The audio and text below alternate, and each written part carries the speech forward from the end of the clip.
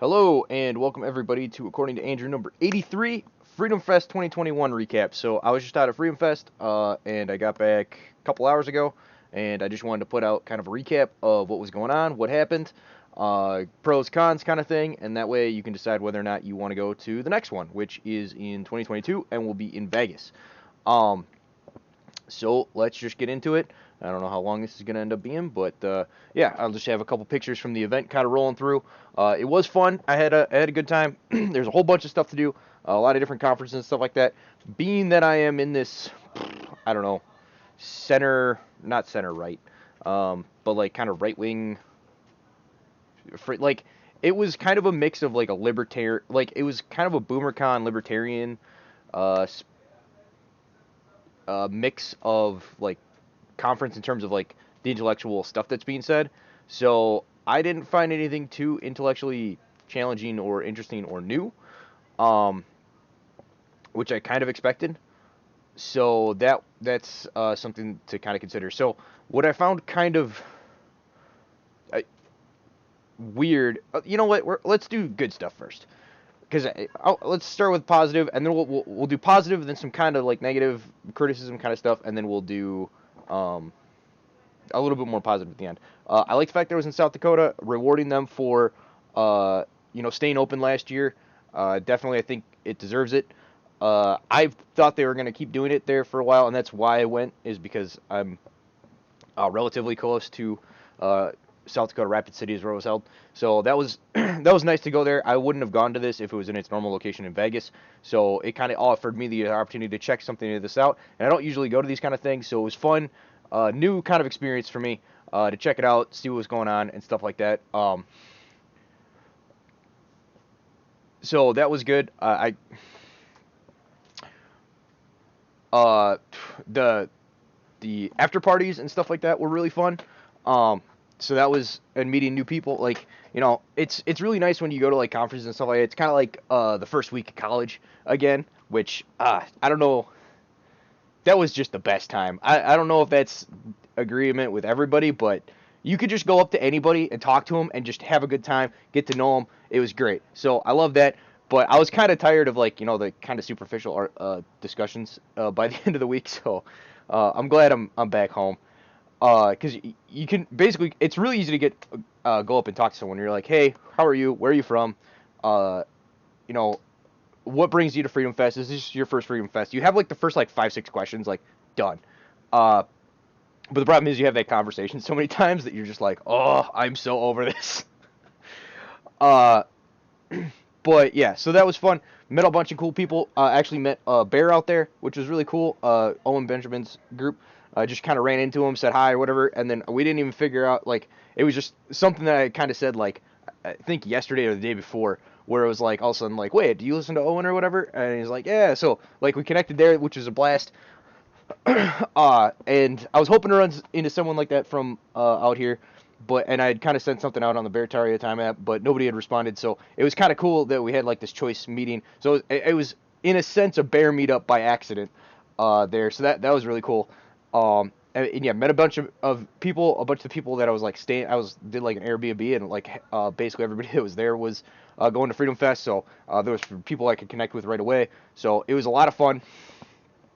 They had like an exhibition area where you had various booths, people trying to sell their used stuff and things like that.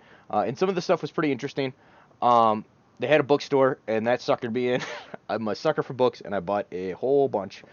Um, so that was a lot of fun. That was a blast. It's actually the printing place is called Griffin Books. So if you are a sucker for leather-bound books like I am, that might be a spot. The one downside to this Griffin book place, in my opinion, is a lot of their books seem to be much more contemporary, and I'm not a huge fan of contemporary books. I'm looking for more your classics or something of a particular historical period.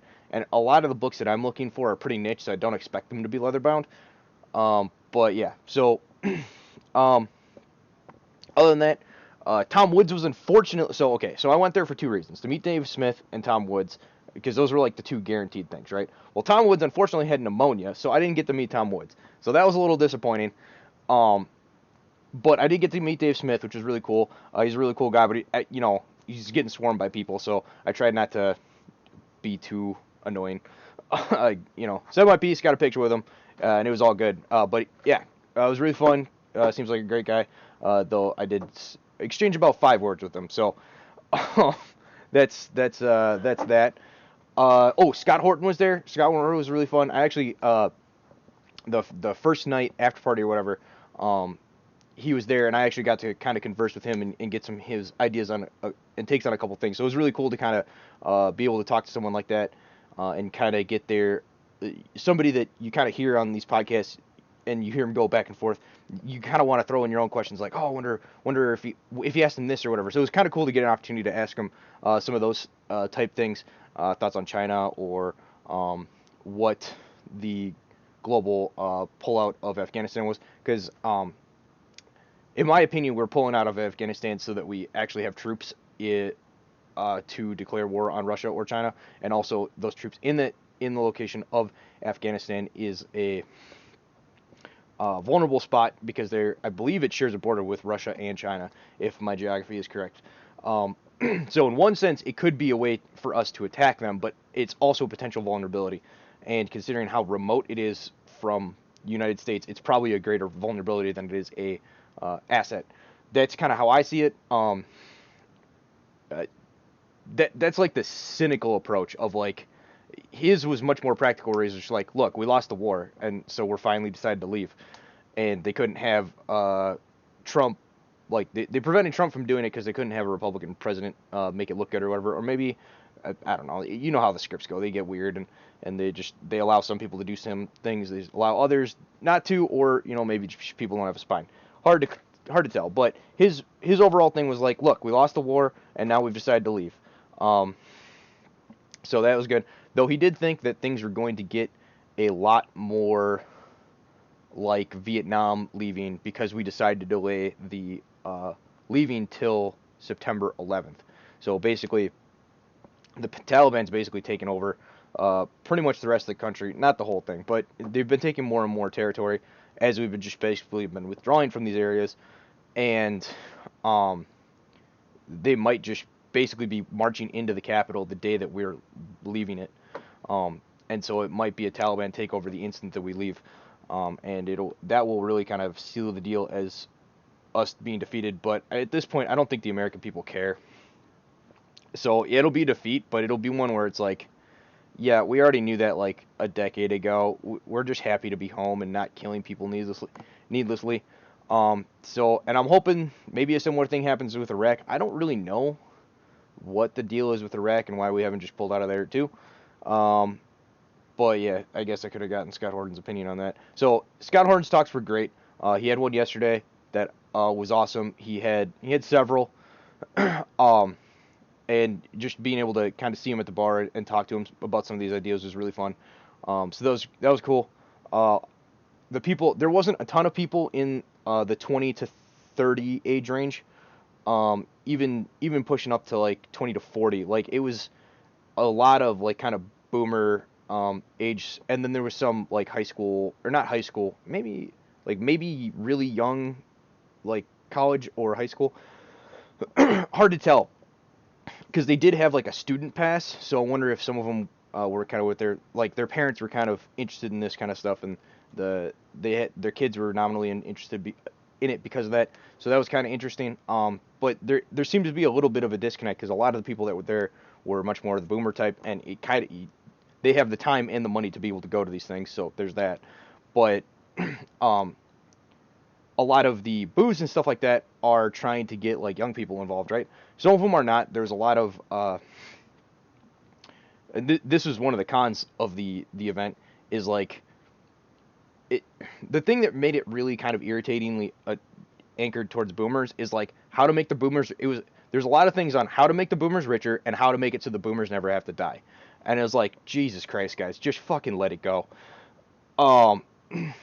So that was kind of annoying. But outside of that, you had like these other younger organizations that were trying to get involved, like younger groups involved, Young Americans for Liberty, a couple Liberty PACs or whatever. You had Turning Point USA there. whatever your thoughts are on them. I don't really care. Uh, but these organizations are trying to get people in their 20s and young 30s, early professional career, to kind of channel them into politics and make them more successful, I guess. Basically, train up the next generation of politicians, like the left kind of does. So in that regard, it's a smart strategy. But like, you don't have those people there to kind of like get involved in this kind of stuff. So there seems to be a little bit of a disconnect there. I'm not really sure what the plan is. Maybe it was just like one of those things where it's like we show up to all these events, and some of them we don't have a ton of we don't hit our demographic super hard, but some of them we do, and we just kind of we get the people that we can when we're at these other ones, and maybe try to get them to go to the ones that are more oriented towards the demographic that we're actually trying to hit, kind of thing. I talked to some of them about it, but not too in depth. So, but there's a lot of cool people to hang out with. Like I said, you can go up and talk to anybody, so that was really nice. First day speeches were okay. Second day, I was kind of busy with something, so I didn't get to see a ton of. Most of the main stage speeches were pretty good. So it was kind of split into two things. So you had main stages where you had like kind of keynote speakers that were going on, and then you had breakout sessions, which are like more specific, individualized sessions that you would do. And so the main stage ones were pretty good. The breakout ones, it was really hit and miss. And half of them were just basically advertising for IPO, initial public offerings and things like that. So, like, sometimes it felt like I was just being advertised to, and it was like, why did I pay money to, like, basically watch an infomercial? And the other half of it was like, so, okay, what I was hoping to get out of it was I was hoping that there would be some interesting topics that did, like, philosophical deep dives and, like, really challenge, like, some cutting-edge stuff. Like, and these are the kind of questions that I try to challenge and do stuff like, do we really need, like, is freedom the ultimate good? Do we actually want liberty? And I knew these things weren't going to be challenged, but I was hoping that there was something that was going to be, like, some kind of philosophical question that was going to really push the envelope of libertarian thinking or something like that. And no, it was all milquetoast and shit I could have found on YouTube. So that was kind of disappointing because it's like, well, why did I spend all this money to come out here? Now, the reason I actually spent all this money to come out there and stuff like that was to meet the people and to go to the after parties. So let's be real. And that was a lot of fun. And I don't want to, like, downplay it so much that, like, I didn't have fun at the conference and the speeches weren't interesting and I didn't enjoy any of the speeches. In fact, the last day were some bangers. So they had pro and con of the Catholic Church, which was really good. Well, the pro side was really good. The con had, like, the most basic atheist talking points that just got utterly eviscerated. But the pro side basically did the pro and con argument at, like, the same time. So that was nice. And so that was good. Tom Woods got replaced by this senator called Senator Mike Lee. I got to ask him a couple questions about things that I thought about debt jubilees and stuff like that, which was nice to be able to ask him. He responded like a politician, so that was disappointing. But it is what it is.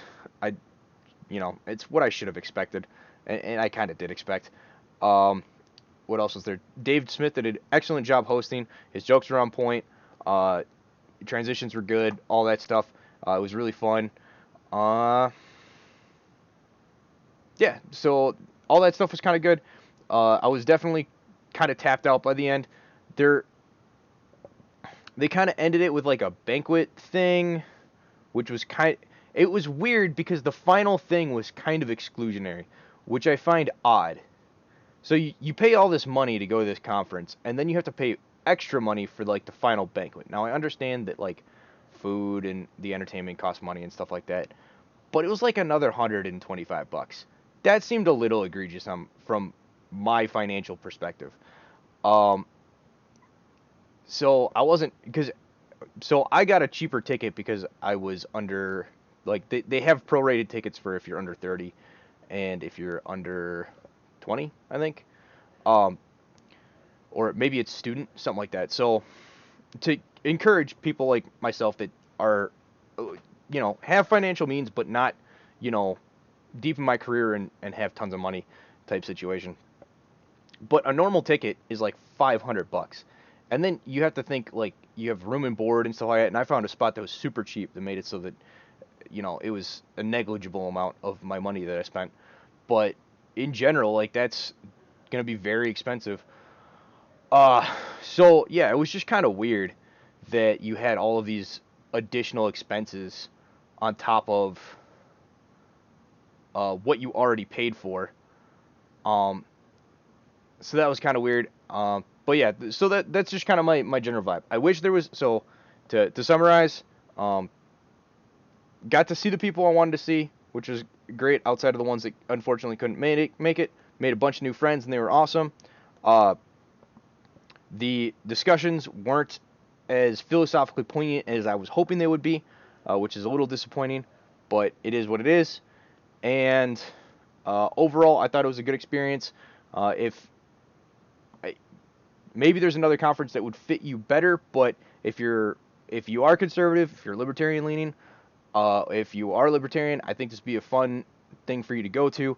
If you are like a right wing, I don't, but a often the fringes, right left winger type person like me. I'm right wing obviously, but I just don't want to say extremist, so I don't end up on a list. But I already said it, so there you go. Um, you're I don't know where you're gonna fit or whatever. One thing that was really fun. So the final night, every once in a while, I ended up actually being able to discuss my viewpoints on stuff, and I was a fish out of water. Everyone was like, "What is going on? Where are these views coming from?" Um, the other day, we were at basically we were hanging out with some crypto guys. They're pushing some new cryptocurrency. I think it was what was it? I can't. It was Pirate Coin, I think. It was the cryptocurrency, and they weren't like selling it at the table, but like that was just like they were there to at the conference to advertise Pirate Coin, and so they're hardcore into the crypto. So I'm surrounded by crypto people, and they're like, yeah, crypto's the way of the future. I don't think gold's the way or whatever, but I kind of understand their perspective. And then like I'm just sitting there, and I'm like, yeah, I think fiat's the right answer, and they're like, what? So that was fun. They're like bold decision there to go with the fiat answer when you are surrounded by crypto and gold people. Um, but and you guys know my perspective on this. I guess I can give the quick rundown because I love to. Money is defined by two things: it being uh, both established by the government. It is something that pays your debts and something that pays your taxes. And it needs to be inflationary to keep up with the productive capacity of the increased productive capacity of the people. Now, how do you bound that? That is a question to be determined, and maybe if it can't be determined, then I'll have to scrap this idea. But until I figure out how to scrap it, or whether or not that doesn't work, then I'll scrap it. And then obviously debt jubilee, clearing all the debts and all that stuff. So that's like my 2-minute pitch on that. But yeah, overall great experience. Am I gonna go again next year? It's kind of a toss-up, but because but I did have enough fun that I'm contemplating it. So let's put it that way. And maybe if some of you guys are like, hey, let's do it or whatever when next year kind of rolls around, maybe I'll go, or maybe I don't know, I'll try to sign up for one of these speaking tours so I can give a speech on something that isn't liberty related.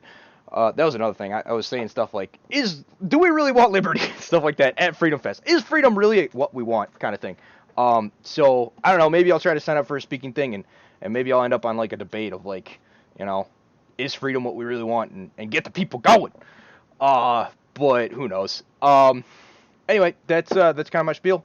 Thank you guys for listening. I definitely rambled longer than I needed to, but that's how I roll, right? Have yourselves a good day. Again, I'm on YouTube and BitChute and Podbean. Some people at the conference bothered me to get on Spotify and iTunes, so I need to look into that. I've been dragging my feet on that, so I'll work on that, guys. And if that does happen, I will let you know. Anyway, have yourselves a good evening, and this has been According to Andrew. Goodbye.